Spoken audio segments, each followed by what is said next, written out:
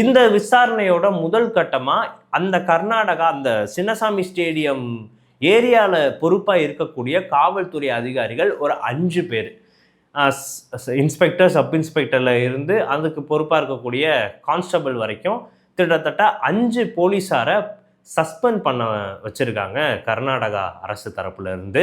So அவங்க வந்து என்ன சொல்றாங்கன்னா, இது அவங்களோட பொறுப்பாக வந்து இருந்திருக்க வேண்டியது, முதல் முறையாக அவங்க தான் வந்து அந்த க்ரௌடை வந்து கண்ட்ரோல் பண்ணியிருக்கணும். ஸோ இதனால நாங்கள் இந்த போலீஸார்கள்லாம் வந்து நாங்கள் சஸ்பெண்ட் பண்ணுறோம் அப்படின்னு வந்து சொல்கிறாங்க. இதுக்கு அடுத்தபடியாக ஆர்சிபி கிரிக்கெட் வாரிய குழு தலைவரான நிகில் கோஷாலே அப்படின்றவர் மேலே வழக்கு பதிவு பண்ணி அவரை வந்து கைது பண்ணி இப்போ வந்து விசாரணை கஸ்டடியில் வந்து கர்நாடகா காவல்துறையினர் வந்து வச்சுருக்காங்க.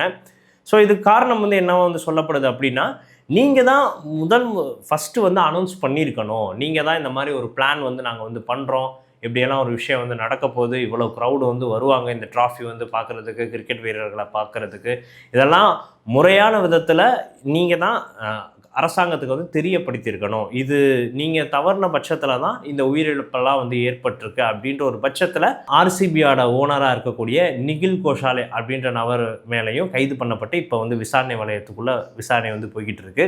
இதோட முக்கியமான கட்டமாக கிரிக்கெட் வீரரான விராட் கோலி வந்து அவர் மேலே இப்போ வந்து வழக்கு பதிவு வந்து செய்யப்பட்டிருக்கு. இதற்கு முக்கிய காரணம் வந்து என்ன அப்படின்னு வந்து பார்த்தோன்னா, எல்லாருக்குமே தெரியும், இத்தனை வருஷமாக ஆர்சிபி வந்து அவரோட அந்த முக்கியமான ஒரு வீரராக இதுக்கு முன்னாடி கேப்டனாக வந்து இருந்தார். இப்போ வந்து கேப்டன் இல்லைனாலும் ஒரு நட்சத்திர வீரராக விராட் கோலி அவர்கள் தான். ஆர்சிபினா விராட் கோலி அப்படின்ற ஒரு முகம் தான் பெரும்பான்மையாக வந்து இருக்கும்.